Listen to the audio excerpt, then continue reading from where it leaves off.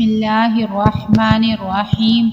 السلام علیکم ورحمۃ اللہ وبرکاتہ۔ حضرت انس رضی اللہ عنہ سے مروی ہے کہ انہوں نے کہا کہ رسول اللہ صلی اللہ علیہ وآلہ وسلم بنو نجار کے ایک قبیلے کے پاس سے گزرے۔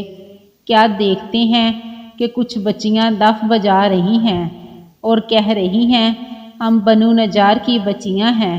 محمد صلی اللہ علیہ وآلہ وسلم کتنے اچھے پڑوسی ہیں۔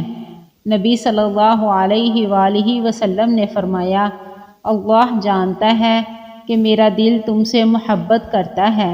السلسلۃ الصحیحہ حدیث نمبر 47۔ حضرت عبداللہ بن عامر رضی اللہ عنہ سے مروی ہے، انہوں نے کہا کہ رسول اللہ صلی اللہ علیہ وآلہ وسلم ہمارے گھر آئے۔ میں اس وقت بچہ تھا۔ میں کھیلنے کے لیے باہر نکلنے لگا تو میری امی نے کہا اے عبداللہ آؤ میں تمہیں کچھ دوں۔ رسول اللہ صلی اللہ علیہ وآلہ وسلم نے فرمایا تم نے اسے کون سی چیز دینے کا ارادہ کیا ہے؟ انہوں نے کہا میں اسے کھجور دوں گی۔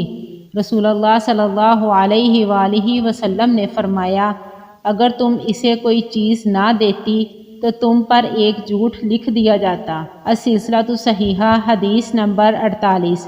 حضرت عائشہ رضی اللہ عنہا سے مروی ہے کہ نبی صلی اللہ علیہ وآلہ وسلم نے ان سے کہا جسے نرمی دی گئی اسے دنیا و آخرت کی بلائی دے دی گئی۔ صلہ رحمی، اچھا اخلاق اور اچھا پڑوسی بننا گھروں کو آباد کرتا ہے اور عمروں میں اضافہ کرتا ہے۔ السلسلۃ الصحیحہ حدیث نمبر 97۔